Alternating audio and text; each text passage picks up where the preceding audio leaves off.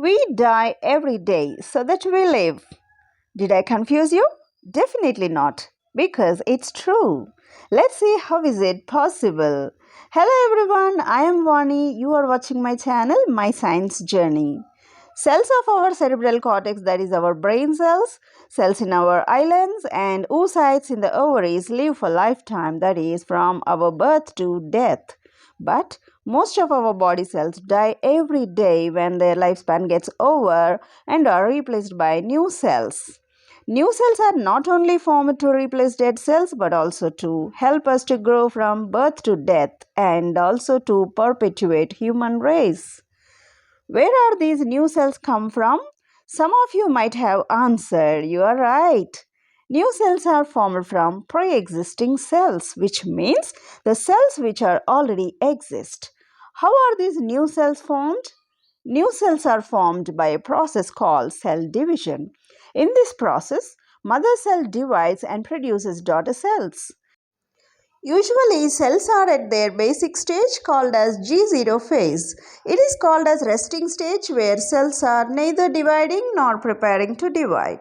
Even though cells are metabolically active, there are some reasons for why cells are in G0 phase as follows. Number one is lack of essential nutrients or growth factors.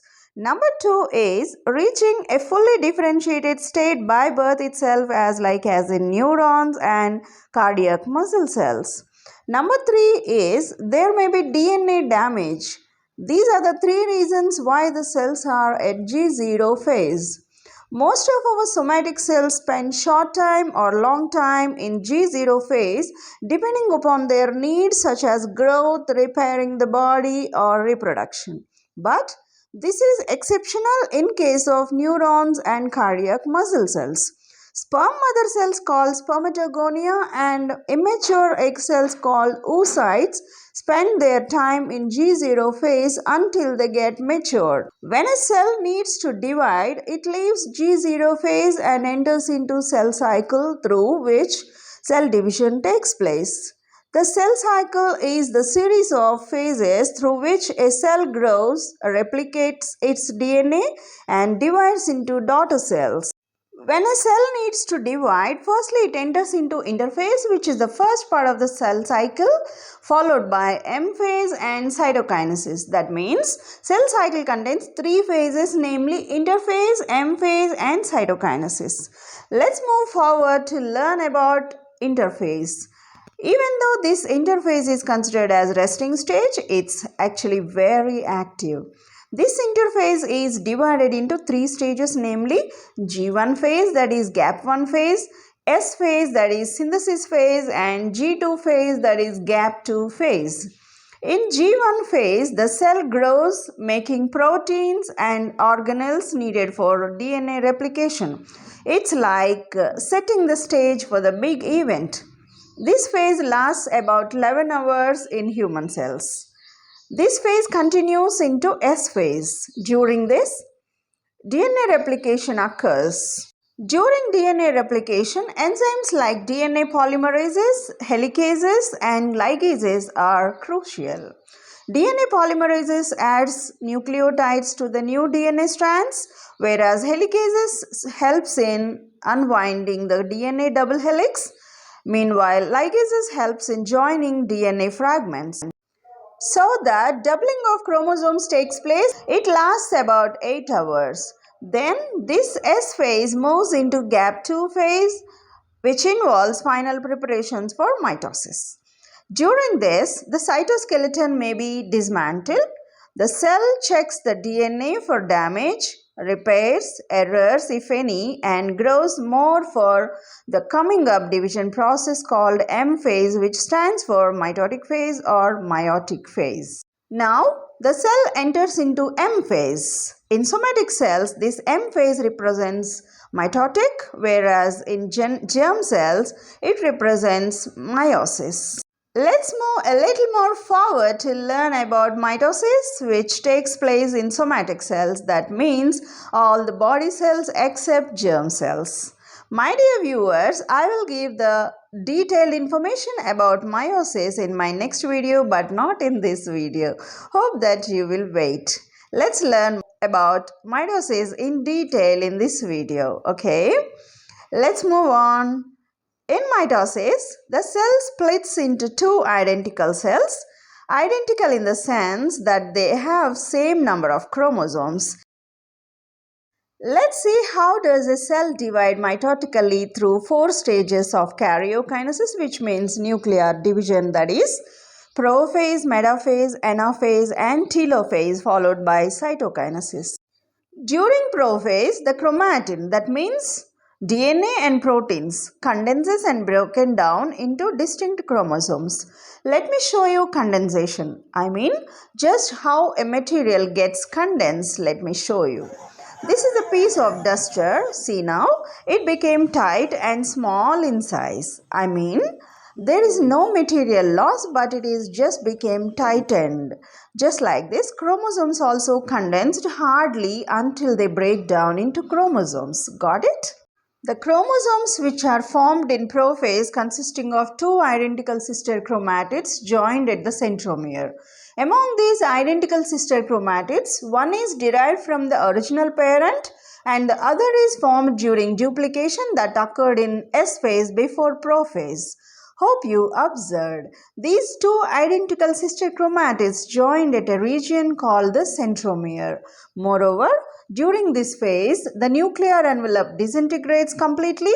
The mitotic spindle made of microtubules begins to form, allowing spindle fibers to attach to the centromeres at protein structures called kinetochores located at the centromeres. This sets the stage for chromosome movement. Later on, metaphase takes place. In this, chromosomes align at the cell's equatorial plane known as the metaphase plate. The spindle fibers ensure each chromosome is properly attached and positioned so that each daughter cell will receive an identical set of chromosomes. These spindle fibers are called kinetochore microtubules. There are some remaining free spindle fibers which are not attached to chromosomes but are just connecting one pole to the spindle with another. These are called non-kinetochore spindle fibers which help to push the poles of the spindle apart, contributing to the separation of two daughter cells in the next phase. At the end of this metaphase, a clear spindle apparatus which contains all the chromosomes arranged at the center can be observed. Now, the cell proceeds towards the next stage called anaphase. During this phase, the journey of chromosomes takes place. This can be done by pulling of chromosomes by spindle fibers as they condense and contract. These spindle fibers become shortened. Chromosomes get separated at centromere and they are pulled by spindle fibers towards the opposite poles. Each chromatid now considered as a separate chromosome. By the end of this stage, the traveling of chromosomes to both the poles of the cell gets over. Now, telophase, which is the last stage in karyokinesis, takes place, that is nuclear division. Here, karyo means nucleus, kinesis means division. During telophase, chromosomes begin to decondense to form chromatin once again. Spindle apparatus disassembles and nuclear envelope reforms. Nucleus and other cell organelles also reformed. At the end of telophase, there are two identical nuclei in the cell at opposite poles. But cytoplasm is not yet divided to form two daughter cells. So now cytokinesis takes place by splitting the cytoplasm and organelles.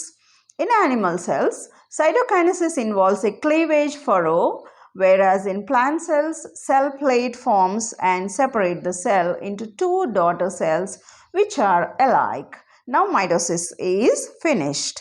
Hope you got the concept very well, and I'll make it clear about another type of M stage during cell cycle, that is meiosis, in my coming up video. Let's recapitulate. Cell cycle is the first step in cell division, which is divided into three stages, namely G1, S and G2. Doubling of chromosomes is the important step which is taken place in S phase.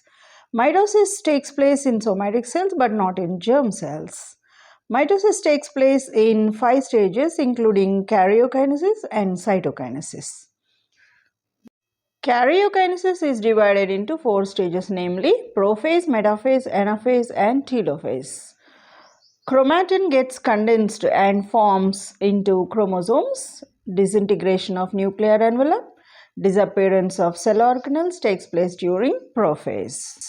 Chromosomes move to the center of the cell and formation of spindle takes place in metaphase.